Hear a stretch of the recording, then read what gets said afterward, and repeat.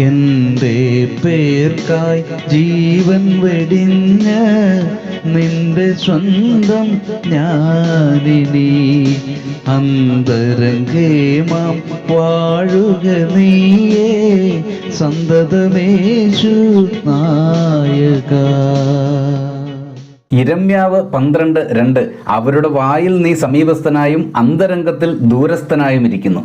ദുഷ്ടന്മാരും ദ്രോഹികളും ശുഭമായും നിർഭയന്മാരായും ഇരിക്കുന്നത് എന്തുകൊണ്ട് എന്ന് ഇവിടെ പ്രവാചകൻ ദൈവത്തോട് ചോദിക്കുകയാണ്. ഫലഭൂയിഷ്ടമായ മണ്ണിൽ അവർ വേരൂന്നി വളർന്ന് പടർന്ന് പന്തലിക്കുന്നു. അവർ ദൈവത്തെക്കുറിച്ച് സംസാരിക്കുന്നുണ്ട്, ഭക്തിയുടെ വിളംബരം അധരം കൊണ്ട് നടത്തുന്നുമുണ്ട്. പക്ഷേ ഹൃദയം കൊണ്ട് ദൈവവുമായി യാതൊരു ബന്ധവുമില്ലാത്ത കപടനാട്യക്കാരാണവർ. അവർ നാശത്തിലേക്ക് വേഗത്തിൽ ഓടുകയാണെന്ന് തുടർവചനങ്ങളിൽ അടയാളപ്പെടുത്തിയിരിക്കുന്നു. ഇങ്ങനെയുള്ളവരെ നമ്മുടെ ചുറ്റുപാടുകളിൽ നാം കാണുമ്പോൾ പ്രിയരെ, ആത്മാർത്ഥമായി നമ്മെ തന്നെ ഒന്ന് പരിശോധിക്കാം. ദൈവവുമായി നമുക്കുള്ള ബന്ധം അധരം കൊണ്ടോ അതോ ഹൃദയം കൊണ്ടോ? പ്രാർത്ഥിക്കാം. പരിശുദ്ധ പിതാവേ, കാപട്യമില്ലാതെ ജീവിക്കുവാൻ അടിയങ്ങളെ സഹായിക്കണമേ. അങ്ങയോടും ഞങ്ങളുടെ സഹജീവികളോടും ഹൃദയം കൊണ്ട് അടുത്തിരിക്കുവാൻ കൃപ നൽകണമേ. യേശുക്രിസ്തുവിൻ്റെ പരിശുദ്ധ നാമത്തിൽ തന്നെ ആമേൻ.